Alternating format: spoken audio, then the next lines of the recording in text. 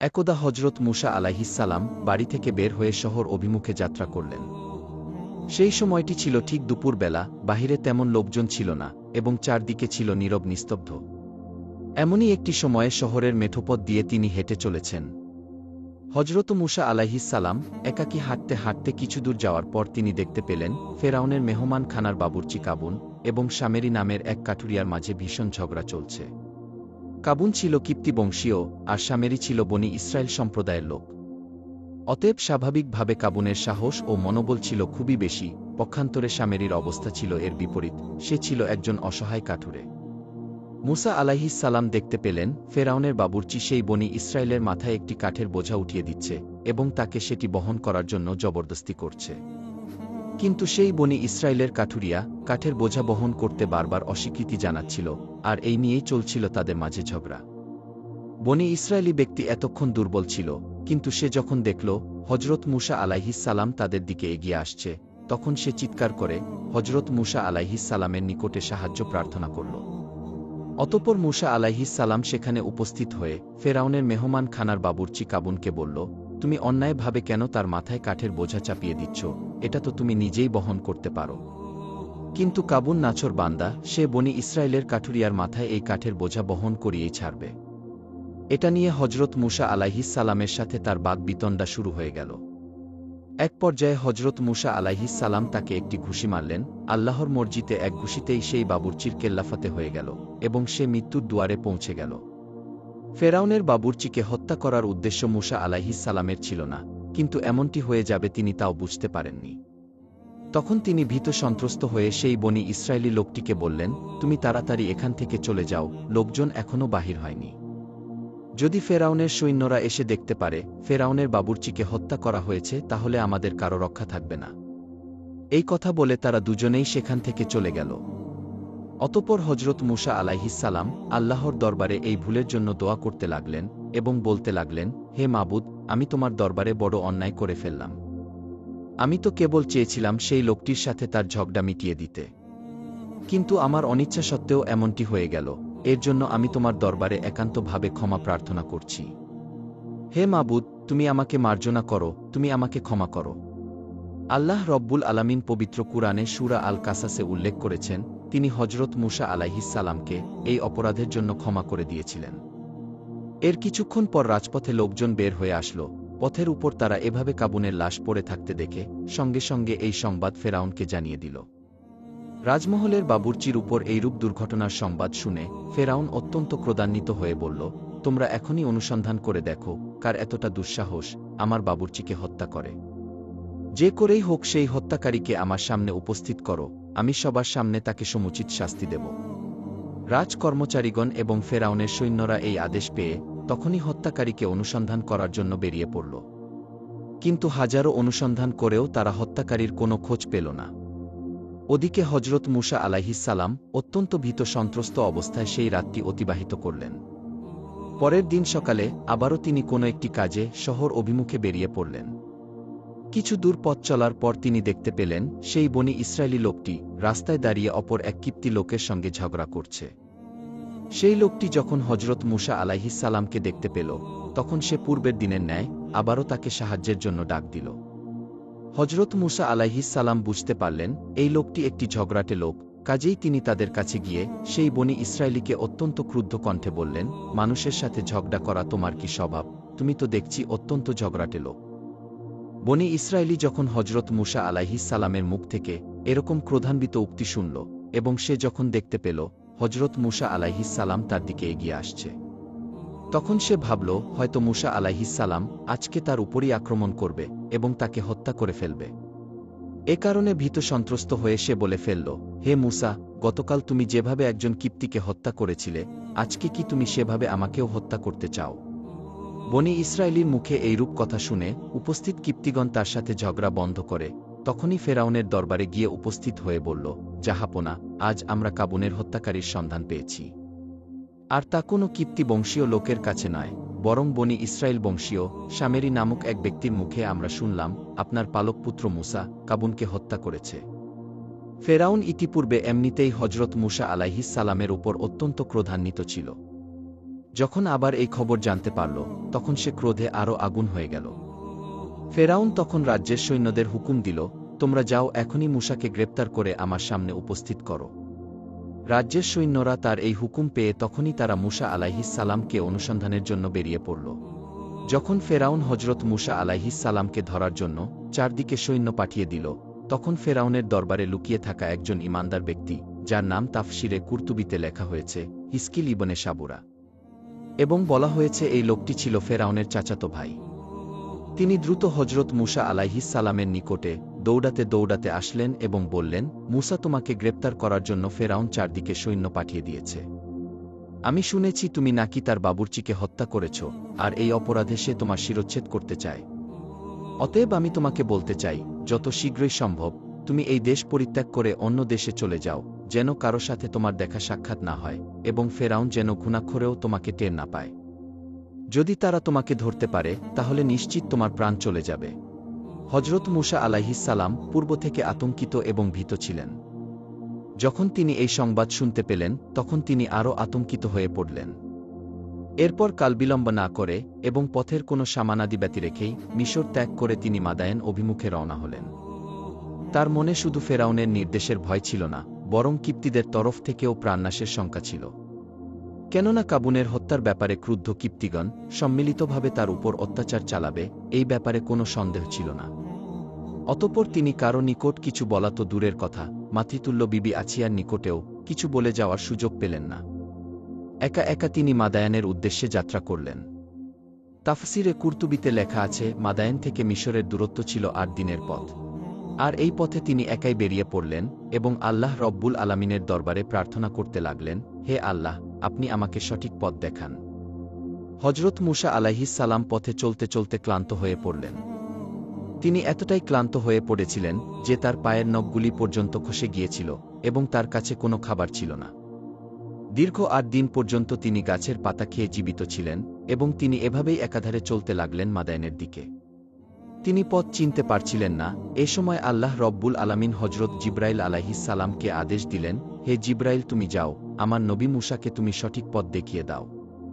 হজরত জিব্রাইল আলাইহিস সালাম তখন তাকে অদৃশ্য থেকে সঠিক পথের সন্ধান দিতে লাগলেন। আর এভাবে আল্লাহ রব্বুল আলামিনের অদৃশ্য সাহায্য প্রাপ্ত হয়ে হজরত মূসা আলাইহিস সালাম মাদায়েনে এসে পৌঁছালেন। যখন তিনি মাদায়েনে এসে পৌঁছালেন, তখন তিনি অত্যন্ত ক্লান্ত ছিলেন, ক্লান্তিতে তার শরীর একেবারে ভেঙে আসছিল।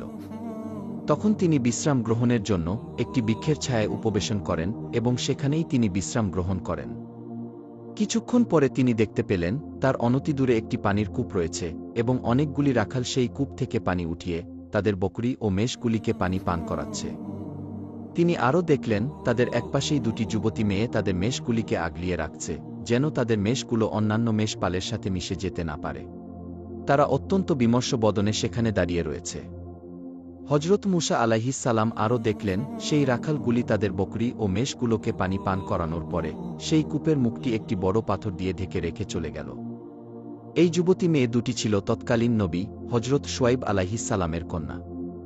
তাদের অভ্যাস ছিল তারা প্রতিদিন তাদের ছাগল ও মেষগুলোকে নিয়ে কূপের পাশে পানি পান করতে আসত।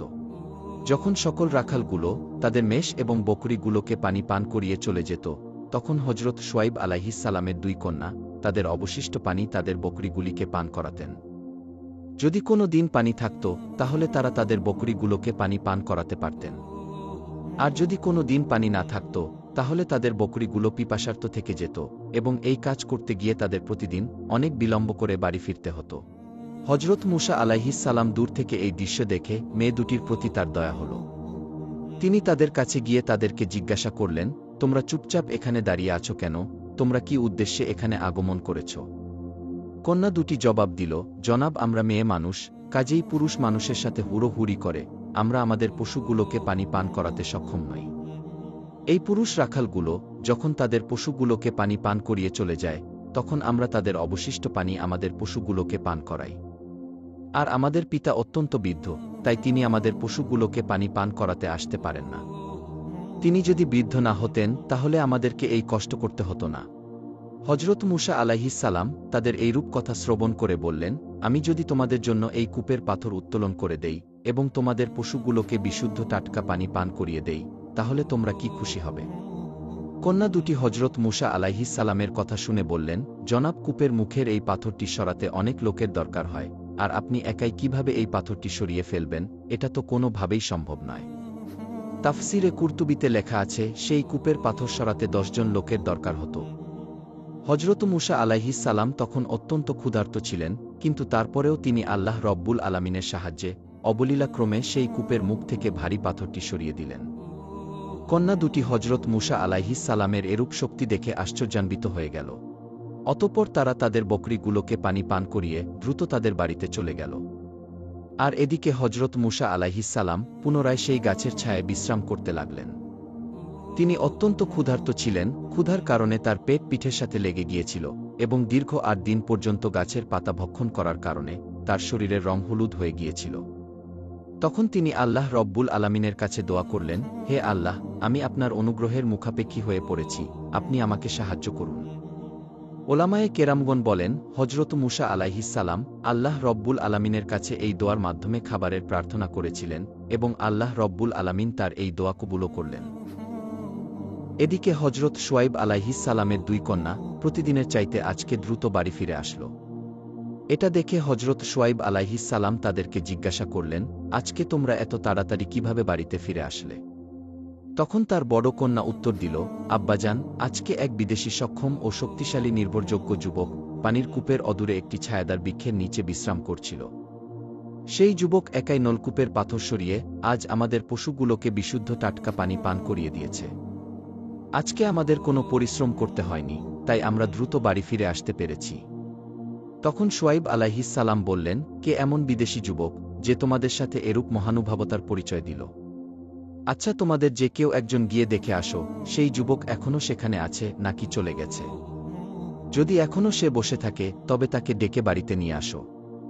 তার এই পরিশ্রমের কারণে তাকে একটা প্রতিদান অবশ্যই দিতে হবে। পিতার আদেশ অনুসারে হজরত শুআয়ব আলাইহিস সালামের বড় কন্যা সফুরা তখন হজরত মুসা আলাইহিস সালামের সন্ধানে বেরিয়ে পড়লেন। তিনি সেখানে গিয়ে দেখলেন হজরত মুসা আলাইহিস সালাম তখনও সেই গাছের নিচে বিশ্রাম করতেছেন। তখন সফুরা সলজ্জ বদনে তার সামনে দাঁড়িয়ে বললেন, জনাব, আমার পিতা আপনাকে আমার সাথে আমাদের বাড়িতে যেতে বলেছেন। হজরত মুসা আলাইহিস সালাম সফুরার কথা শুনে কোনো বাক্য ব্যয় না করে তখনই রওনার জন্য প্রস্তুত হলেন। প্রথমে নবী কন্যা সফুরা হজরত মুসা আলাইহিস সালামের সামনে চলতে লাগলেন। হজরত মুসা আলাইহিস সালাম তখন তাকে বললেন, হে মহিয়সী নারী, আপনি আমার পিছনে চলুন, আমি আপনার সম্মুখে চলি। কেননা আমার চোখে আপনার পায়ের সৌন্দর্য পরিলক্ষিত হচ্ছে, আমি চাই না কোনো বেগানা নারীর সৌন্দর্য দর্শন করতে। হজরত মুসা আলাইহিস সালামের এই কথা শুনে সফুরা বললেন, জনাব, আপনি তো আমাদের বাড়ির পথ চিনবেন না, এই কারণেই আমি আপনার সামনে হাঁটতেছি। হজরত মুসা আলাইহিস সালাম বললেন, আমি আপনার সামনে হাঁটতে থাকি, যদি আমি পথ ভুল করে অন্য পথে চলে যাই, তখন আপনি পিছন থেকে আমাকে সঠিক পথ বলে দেবেন। অতঃপর সফুরা পিছনে এবং হজরত মুসা আলাইহিস সালাম তার সামনে চলতে লাগলেন। নবী কন্যা সফুরার বুঝতে বাকি রইল না, এই যুবক অত্যন্ত চরিত্রবান এবং সম্ভ্রান্ত বংশীয় একজন যুবক। অতঃপর এভাবে পথ চলতে চলতে হজরত মুসা আলাইহিস সালাম এবং সফুরা বাড়িতে এসে পৌঁছালেন। হজরত শুআয়ব আলাইহিস সালামের বাড়িতে পৌঁছে মুসা আলাইহিস সালাম তাকে সালাম দিলেন। হজরত শুআয়ব আলাইহিস সালাম সালামের উত্তর দিয়ে তাকে জিজ্ঞাসা করলেন, বাবা, আপনি কোথা থেকে এসেছেন এবং কি উদ্দেশ্যে এখানে এসেছেন? তখন হজরত মুসা আলাইহিস সালাম সবিস্তারে সমস্ত ঘটনা খুলে বললেন। তার বিবরণ শুনে হজরত শুআয়ব আলাইহিস সালাম বললেন, তোমার উপর আল্লাহর রহমত আছে, তুমি নিশ্চিন্ত থাকো, তুমি নিরাপদ স্থানে এসে পৌঁছেছ, অত্যাচারী কম এখন তোমার কোনো অনিষ্ট করতে পারবে না। অতঃপর হজরত শুআয়ব আলাইহিস সালাম হজরত মুসা আলাইহিস সালামকে খাবার গ্রহণের জন্য অনুরোধ করলেন। হজরত মুসা আলাইহিস সালাম বললেন, জনাব, আমি কোনো পারিশ্রমিকের বিনিময়ে খাবার গ্রহণ করতে চাই না। হজরত শুআয়ব আলাইহিস সালাম তখন বললেন, আমি আপনাকে পারিশ্রমিকের বিনিময়ে খাবার খাওয়ানোর জন্য অনুরোধ করছি না, বরং এটা আমার এবং আমার পূর্বপুরুষদের একটি অভ্যাস। আমরা আগন্তুক মুসাফির ব্যক্তিদেরকে মেহমানদারি করিয়ে থাকি। তখন হজরত মুসা আলাইহিস সালাম খাবার খেতে এবং তাদের ঘরে বিশ্রাম নিতে রাজি হয়ে গেলেন। এদিকে হজরত শুআয়ব আলাইহিস সালাম তার কন্যাদের সাথে হজরত মুসা আলাইহিস সালামের সম্পর্কে আলাপ আলোচনা করছিলেন। তখন হজরত শুআয়ব আলাইহিস সালামের বড় কন্যা সফুরা বললেন, আব্বাজান, আগন্তুক যুবককে আমাদের পশু চরাবার চাকরিতে নিযুক্ত করলে খুব ভালো হতো, কেননা লোকটি খুবই শক্তিশালী, পরিশ্রমী এবং নির্ভরযোগ্য। সুতরাং আমাদের জন্য সে একজন উত্তম ও সুদক্ষ কর্মচারী রূপে গণ্য হবে। কন্যার কথা শুনে হজরত শুআয়ব আলাইহিস সালাম বললেন, কূপের পানি তুলে তোমাদের পশুগুলোকে পানি পান করার ব্যাপারে তোমরা তার শক্তি ও পরিশ্রমের পরিচয় পেয়েছ। কিন্তু সে চরিত্রবান এবং বিশ্বস্ত লোক, তার প্রমাণ কি? সফুরা তখন বললেন, আব্বাজান, আমার কাছে তারও প্রমাণ আছে, তাকে আমাদের বাড়িতে নিয়ে আসার সময় আমি তার প্রমাণ পেয়েছি। এই কথা বলে তিনি পথে ঘটে যাওয়া ঘটনা সবিস্তারে বর্ণনা করলেন। হজরত শুআয়ব আলাইহিস সালাম কন্যার কাছে সকল ঘটনা শুনে বললেন, আচ্ছা, তোমার প্রস্তাবটি তাহলে আমি চিন্তা করে দেখছি। হজরত মূসা আলাইহিস সালাম শুআয়ব আলাইহিস সালামের বাড়িতে কিছুদিন অবস্থান করতে লাগলেন। এর মধ্যে হজরত শুআয়ব আলাইহিস সালাম তার চেহারায় স্বর্গীয় জ্যোতি দেখতে পেলেন এবং তিনি সেই স্বর্গীয় জ্যোতি দেখে বুঝতে পারলেন, অবশ্যই এই যুবক কালক্রমে কোনো একদিন আল্লাহর নবী হিসাবে বিবেচিত হবেন। অতঃপর তিনি একদিন হজরত মূসা আলাইহিস সালামকে ডেকে বললেন, হে মূসা, আমি তোমার নিকট আমার জ্যেষ্ঠ কন্যা সফুরাকে বিবাহ দিতে চাই। হজরত মূসা আলাইহিস সালাম এই প্রস্তাবে সম্মতি জানালেন, কিন্তু বিবাহের মোহরানা আদায় করার মতো কোনো সম্পদ তার কাছে ছিল না।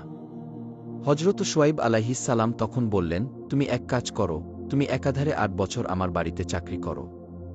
যদি তুমি 10 বছর চাকরি করতে চাও সেটা তোমার ব্যাপার, অবশ্য আমি তোমাকে এজন্য কোনো বাধ্যবাধকতা করব না। ইচ্ছে হলে তুমি 8 বছরও কাজ করতে পারো, আর ইচ্ছে হলে তুমি 10 বছরও কাজ করতে পারো, এই ব্যাপারে তোমার পূর্ণ স্বাধীনতা রয়েছে। তবে আমি আশা করি আমার নিকট হতে তুমি অত্যন্ত সদাচরণের প্রাপ্ত হবে এবং সেই সদাচরণ প্রাপ্ত হয়ে তুমি খুশি হবে। ওয়াদা ভঙ্গ করা কোনো ইমানদারের কাজ নয় এবং আমাদেরকে তুমি ওয়াদা পালনকারী হিসেবেই দেখতে পাবে। হজরত মূসা আলাইহিস সালাম শুআয়ব আলাইহিস সালামের এরূপ প্রস্তাব শুনে বললেন, জনাব, আমি আপনার বাড়ি 8 বছর বা 10 বছর কাজ করি না কেন, এরপরে আপনি আমাকে কোনো বাধ্যবাধকতা করতে পারবেন না। অতঃপর তিনি হজরত শুআয়ব আলাইহিস সালামের প্রস্তাবে রাজি হয়ে গেলেন। হজরত মূসা আলাইহিস সালাম যখন এই প্রস্তাবে রাজি হয়ে গেলেন তখন হজরত শুআয়ব আলাইহিস সালাম শুভ কাজে অযথা বিলম্ব না করে তার বড় কন্যা সফুরাকে হজরত মূসা আলাইহিস সালামের সাথে বিবাহ দিয়ে দিলেন। বিবাহের কিছুদিন পরে হজরত শুআয়ব আলাইহিস সালাম হজরত মূসা আলাইহিস সালামকে একখানা লাঠি প্রদান করবেন বলে স্থির করেছিলেন। এই লাঠি হজরত জিবরাইল আলাইহিস সালাম বেহেশত থেকে এনে আদিপিতা হজরত আদম আলাইহিস সালামকে প্রদান করেছিলেন। হজরত আদম আলাইহিস সালাম এই লাঠিখানা মেসওয়াক হিসেবেও ব্যবহার করেছিলেন। অতঃপর এই লাঠিখানা কালক্রমে হজরত শুআয়ব আলাইহিস সালামের কাছে এসে পৌঁছেছিল। এই লাঠির একটি বিশেষ বৈশিষ্ট্য ছিল, কোনো নবী বা সম্ভাব্য নবী ব্যতীত এই লাঠিখানা কেউ উত্তোলন করতে সক্ষম হতো না। একদা হজরত শুআয়ব আলাইহিস সালাম উক্ত লাঠিখানা জমির উপরে স্থাপন করে হজরত মূসা আলাইহিস সালামকে বললেন, হে মূসা, এই লাঠিখানা শুধু আল্লাহর নবীদের জন্য উপযুক্ত, আর আমি নবীদের ওয়ারিসি সূত্রেই এই লাঠিখানা লাভ করেছি। তুমি যদি লাঠিখানা জমি থেকে উত্তোলন করতে পারো তবে এই লাঠিখানা তোমার হয়ে যাবে। হজরত মূসা আলাইহিস সালাম হজরত শুআয়ব আলাইহিস সালামের প্রস্তাবে অত্যন্ত খুশি হলেন এবং তিনি লাঠিখানার কাছে গিয়ে অবলীলাক্রমে আনন্দচিত্তে কোনো রকম কষ্ট ছাড়াই লাঠিখানা উঠিয়ে নিলেন। হজরত শুআয়ব আলাইহিস সালাম হজরত মূসা আলাইহিস সালামের এরূপ অলৌকিক ক্ষমতা দেখে অত্যন্ত বিস্মিত হলেন এবং তার আর কোনো সন্দেহ রইল না যে এই যুবক কালক্রমে একদিন নবী হবেন। তখন হজরত শুআয়ব আলাইহিস সালাম অত্যন্ত আনন্দিত কণ্ঠে বললেন, হে মূসা, বোঝা গেল আল্লাহ রব্বুল আলামিন তোমাকে পয়গম্বরী দান করবেন। আজ থেকে তুমি প্রত্যেক দিন মেষ চরাতে যাওয়ার সময়ে এই লাঠিখানা সঙ্গে নিয়ে যাবে এবং অমুক পাহাড়ের প্রান্তে মেষ চরাতে যাবে না। কেননা সেই পাহাড়ের পদদেশে অনেক বড় বড় অজগর সাপ থাকে, সেখানে মেষ চরাতে গেলে সেই অজগরগুলো আক্রমণ করে মেষগুলোকে ধ্বংস করে ফেলবে। আর যদি তুমি এই লাঠিখানা সঙ্গে রাখো তাহলে আল্লাহর রহমতে এরূপ বিপদ আপদ থেকে তুমি মুক্ত থাকতে পারবে। তবে তারপরও আমি বলি, ওই পাহাড়ের প্রান্তে মেষ চরাতে না যাওয়াই উত্তম হবে। অতঃপর একদিন সকালে হজরত মূসা আলাইহিস সালাম তার মেষপাল নিয়ে মাঠের দিকে রওনা করলেন। কিন্তু আজ কেন যেন হজরত মূসা আলাইহিস সালামের মেষগুলো সেই দিকেই রওনা করল যে পাহাড়ের প্রান্তে যেতে হজরত শুআয়ব আলাইহিস সালাম নিষেধ করেছিলেন। হজরত মূসা আলাইহিস সালাম অনেক চেষ্টা করেও তার মেষগুলোকে সেই দিক থেকে ফেরাতে পারলেন না। তিনি বারবার মেষগুলোকে তাড়িয়ে অন্যদিকে নিয়ে যেতে চাইলেন, কিন্তু মেষগুলো যেন জেদ ধরেছে তারা অন্য প্রান্তরে নয় বরং সেই নিষিদ্ধ প্রান্তরে যাবে। শেষ পর্যন্ত মূসা আলাইহিস সালাম তার মেষগুলোকে ফিরিয়ে রাখতে পারলেন না। মেষগুলো সেই নিষিদ্ধ পাহাড়ের পদদেশে গিয়ে ঘাস খেতে আরম্ভ করল। অনেকক্ষণ দৌড়াদৌড়ি করে হজরত মূসা আলাইহিস সালাম খুবই ক্লান্ত হয়ে পড়েছিলেন। তাই তিনি বিশ্রাম করার জন্য অনতিদূরে একটি বৃক্ষের ছায়ায় চলে গেলেন। তখন তিনি তার হাতের লাঠি পাশে রেখে বললেন, হে লাঠি, আমি নিদ্রা যাচ্ছি, তুমি লক্ষ্য রেখো কোনো সাপ এবং অজগর এসে আমাদের মেষগুলোর উপর আক্রমণ করতে না পারে। এই কথা বলে হজরত মুসা আলাইহিসসালাম নিদ্রামগ্ন হলেন। হজরত মুসা আলাইহিসসালাম নিদ্রামগ্ন হওয়ার একটু পরেই সেই পাহাড়ের পদদেশ থেকে একটি বিরাট অজগর সাপ বের হল এবং সেই সাপটি মুসা আলাইহিসসালামের মেষপালের দিকে ধেয়ে যেতে লাগল। তখন হজরত মুসা আলাইহিসসালামের লাঠিখানা সেই অজগর সাপের চাইতেও আরও বিরাট একটি অজগর সাপের রূপ ধারণ করল এবং ছাগল পালের দিকে ধাবমান সেই সাপটিকে আক্রমণ করে সেখানেই মেরে ফেলল। মৃত অজগর সাপটি যথাস্থানেই পড়ে রইল। হজরত মুসা আলাইহিসসালাম ঘুম থেকে জেগে দেখলেন একটি সাপ মৃত অবস্থায় পড়ে আছে। এটা দেখে তিনি ঘটনা বুঝতে পারলেন এটা অবশ্যই এই লাঠির কাজ। সন্ধ্যাবেলা হজরত মুসা আলাইহিসসালাম মেষপাল নিয়ে গৃহে প্রত্যাবর্তন করলেন। অতঃপর হজরত শুআয়ব আলাইহিসসালামের সাথে সাক্ষাৎ করে তিনি বললেন, আব্বাজান, আপনি যা বলেছেন তাই সঠিক। যে জায়গাতে মেষ চড়াতে নিষেধ করেছিলেন, আজ মেষগুলো জেদ ধরে সে দিকে ছুটে গেল, কোনোভাবেই আমি তাদেরকে ফিরিয়ে রাখতে পারিনি। মেষগুলোর পিছনে আমি দৌড়িয়ে অত্যন্ত ক্লান্ত হয়ে পড়েছিলাম। অতঃপর আমি একটি গাছের নিচে বিশ্রাম নিতে গেলাম এবং আমার চোখে নিদ্রা চলে আসলো। তখন আমি আমার লাঠিকে মেষগুলো পাহারা দেওয়ার জন্য নিযুক্ত করে নিদ্রামগ্ন হয়ে পড়লাম। কিছুক্ষণ পরে নিদ্রা থেকে উঠে দেখলাম একটি মৃত সাপ পড়ে রয়েছে। ঘটনা শুনে হজরত শুআয়ব আলাইহিসসালাম খুশি হয়ে বললেন, দেখেছ বাবা, আমি যা বলেছিলাম তাই ঠিক হলো। যদি তোমার সঙ্গে এই লাঠি না থাকত তাহলে না জানি এই সাপটি কতগুলো মেষের প্রাণ নাশ করত। হজরত মুসা আলাইহিসসালাম এভাবে হজরত শুআয়ব আলাইহিসসালামের বাড়িতে মেষ চড়িয়ে অনেক বছর কাটিয়ে দিলেন। যখন 4 বছর অতিবাহিত হয়ে গেল, 5ম বছরে হজরত শুআয়ব আলাইহিসসালাম একদিন মুসা আলাইহিসসালামকে ডেকে বললেন, হে মুসা, এই বছর আমার মেষগুলো যতগুলি নরছানা জন্ম দেবে তার সবগুলো আমি তোমাকে দান করব। আল্লাহ পাকের কি অপূর্ব মহিমা! সেই বছর হজরত শুআয়ব আলাইহিসসালামের সবগুলো মেষ নরছানা প্রসব করল। এর পরের বছর হজরত শুআয়ব আলাইহিসসালাম এইরূপ ওয়াদা করলেন, এই বছর আমার মেষগুলি যতগুলো মাদি ছানা প্রসব করবে তার সবগুলোই আমি তোমাকে দিয়ে দেব। আল্লাহ রব্বুল আলামিনের অপূর্ব মহিমায় এই বছরেও হজরত শুআয়ব আলাইহিসসালামের সকল মেষগুলো মাদি ছানা প্রসব করল। তখন হজরত শুআয়ব আলাইহিসসালাম খুশি মনে সব মাদি ছানাগুলো হজরত মুসা আলাইহিসসালামকে দান করলেন। এর পরের বছর হজরত শুআয়ব আলাইহিসসালাম ভাবলেন, এই বছর তার বকরিগুলো যতগুলি কালো বর্ণের বাচ্চা প্রসব করবে সবগুলো তিনি মুসা আলাইহিসসালামকে দান করে দেবেন। আল্লাহ রব্বুল আলামিনের অশেষ মহিমায় সেই বছর তার বকরিগুলো কালো বর্ণ ছাড়া অন্য কোনো বর্ণের বাচ্চা প্রসব করল না। সুতরাং এই বছরও হজরত শুআয়ব আলাইহিসসালাম তিনি তার সবগুলি বকরির বাচ্চা হজরত মুসা আলাইহিসসালামকে দান করে দিলেন। এভাবে পরবর্তী বছরে হজরত শুআয়ব আলাইহিসসালাম বললেন, এই বছর সাদা বর্ণের যতগুলি বাচ্চা আমার বকরিগুলো প্রসব করবে আমি সবগুলো মুসাকে দান করে দেব। আল্লাহর মহিমায় সেই বছর প্রত্যেকটি বকরি সাদা বর্ণের বাচ্চা প্রসব করল। হজরত শুআয়ব আলাইহিসসালাম তখন সেই বাচ্চাগুলোকে হজরত মুসা আলাইহিসসালামকে দান করে দিলেন। এর ফলে হজরত মুসা আলাইহিসসালামের বকরির সংখ্যা হজরত শুআয়ব আলাইহিসসালামের বকরির দ্বিগুণ হয়ে গেল।